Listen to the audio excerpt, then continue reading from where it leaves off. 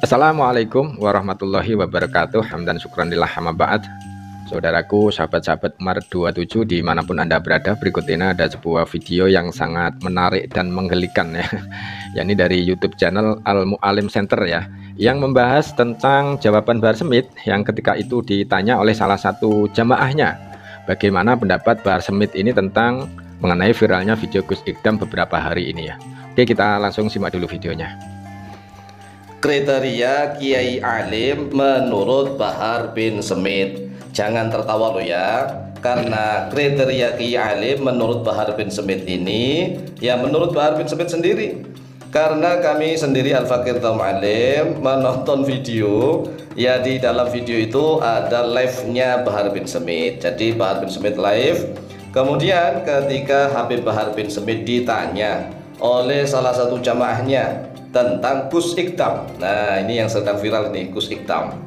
Maka Habib Bahar bin Smith menjawab, tidak begitu kenal atau tidak begitu tahu. Wah. Tetapi Habib Bahar bin Smith mengatakan bahwa Gus Ikdam adalah orang yang alim, dengan kriteria bahwa Gus Ikdam sangat hormat kepada para habaib alwi. Setiap kali Gus Ikdam bertemu dengan para habaib alwi, maka Gus Ikdam selalu hormat, takdim dan menunduk serta merendahkan diri. Inilah kriteria seorang kiai yang dianggap alim menurut Bahar bin Smith. Jadi siapapun nih, kalau ada ustadz atau kiai yang selalu hormat, tunduk, takdim, merendahkan diri di hadapan para habaib alwi, itulah orang yang alim. Jadi jamaah itu bertanya kepada Bahar Smith bagaimana menurut Bahar Smith tentang viralnya video Gus Ikdam yang beberapa hari ini menjadi perbincangan. Dan menurut Bahar Smith, Gus Ikdam itu adalah orang alim ya. Namun yang lucu itu adalah kriteria orang alim menurut versinya Bahar Smith ya.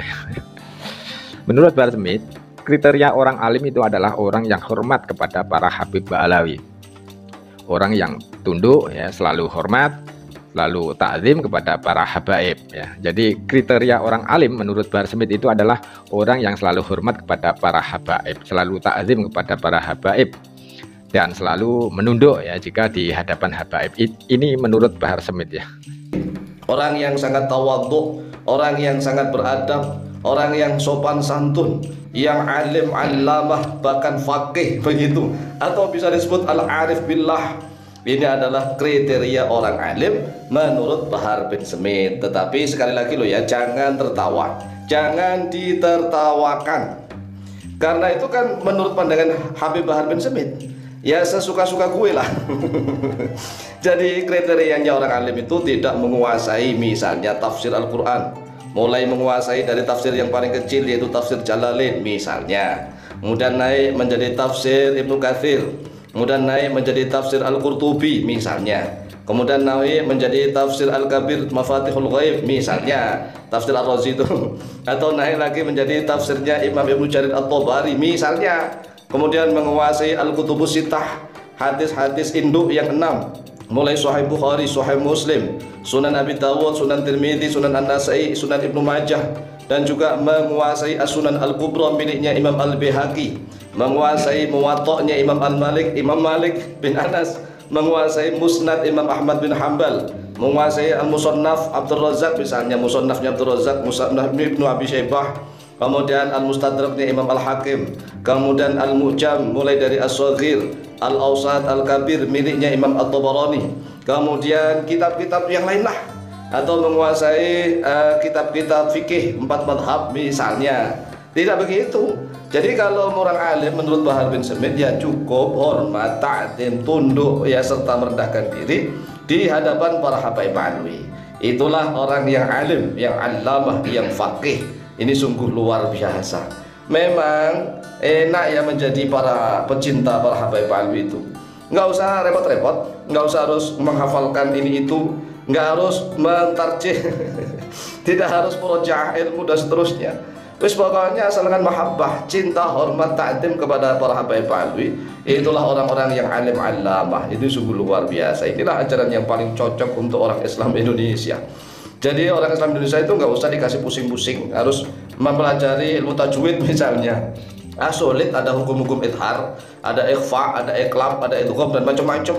apalagi harus menghafalkan rumus-rumus ilmu shorof. Ini sukut kalimatnya ini fi'il mudhari atau fi'il madhi atau fi'il amar atau fi'il nahyi misalnya. Masdar mem ini isim masdar atau masdar kan begitu. Ini zaman makan atau alat misalnya. Nggak usah repot-repot. Nggak usah menghafalkan itu, nggak usah menghafalkan wazan-wazan, nggak usah harus mengetahui tentang syukur dan binaul kalimat, nggak usah. Apalagi menghafalkan ilmu nahwu. Ini jumlah apa ini, jumlah ismiyah atau fi'liyah misalnya, nggak usah. Ini mubtada khobar, mubtadanya ada atau tidak, mubtadanya ini mahdhuf atau khobarnya mahdhuf misalnya, nggak usah repot-repot begitu. Wes pokoknya nggak usah belajar itu semua, pusing-pusing. Orang Indonesia itu paling enak itu di nina bubuk kan, nina bubuk dengan dongeng-dongeng mimpi. Lawang lagunya Nina Bobo, wong anaknya namanya Nita saja nyanyinya Nina Bobo. Padahal yang digendong itu anaknya namanya Nita. Nita tapi nyanyinya Nina Bobo begitu kan, nggak adil tuh. Punya anak dua namanya Nina sama Nita, tapi tatkala menggendong Nita itu yang dinyanyikan Nina Bobo.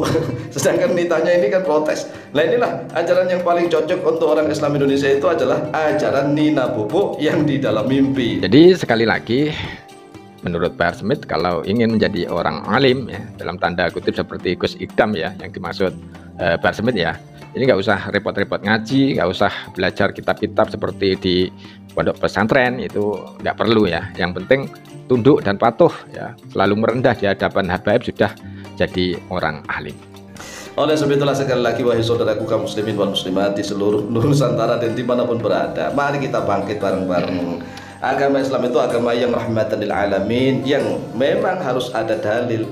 Kalau agama Islam tidak harus ada dalil, untuk apa Al-Quran diturunkan?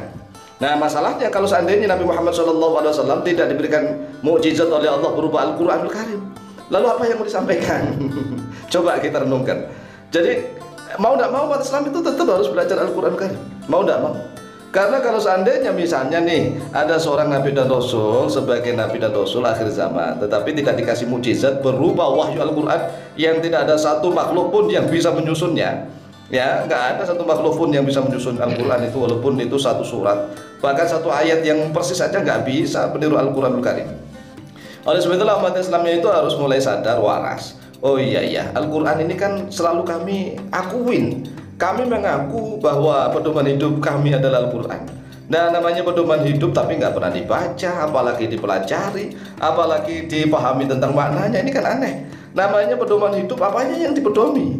Ya beda lah dengan melihat cewek, kan cewek itu ada kalanya pandangan hidup. Apanya yang hidup? Melihat cewek kan pandangan hidup. Kalau sudah mulai agak lama katanya pegangan hidup. Apanya yang hidup? Kalau sudah agak semakin tua, jangankan cukup pegangan hidup, pandangan hidup, ini berusaha hidup misalnya. Ini Al-Quran, Al-Quran itu harus dijadikan pegangan hidup, pedoman hidup, dan kita harus tahu tentang isinya. Nah isinya sudah dijelaskan oleh para ulama, oleh sebab itulah mari kita ngaji, dan ngaji. Coba kita renungkan sama-sama ya. Mau nggak mau, orang Islam itu harus belajar Al-Quranul Karim. Ini mau nggak mau ya harus belajar ya, agar kita menjadi orang alim. Jadi apa yang dikatakan Bahar Smith itu nggak benar ya.